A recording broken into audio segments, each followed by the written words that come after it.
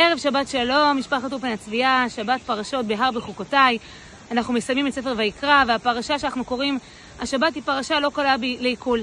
פרשת אם בחוקותיי תלכו, כוללת ברכות, אבל גם הרבה מאוד כללות, מכות שעם ישראל יחטוף אם הוא לא ילך בדרך הישרה. אבל אחד הדברים הבולטים בפרשה ולא לגמרי ברורים, זה הפזמון החוזר של אם תלכו עמי בקרי, אני אלך איתכם בחמת קרי.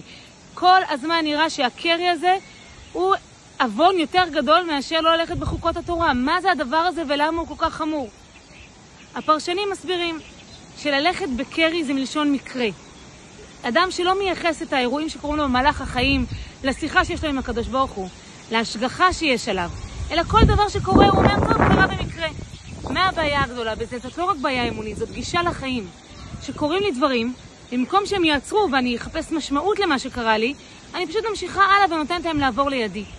אדם כזה הוא יותר בעייתי מהאדם החוטא. כי אדם שחוטא יכול ליפול ויכול לתקן ולקום.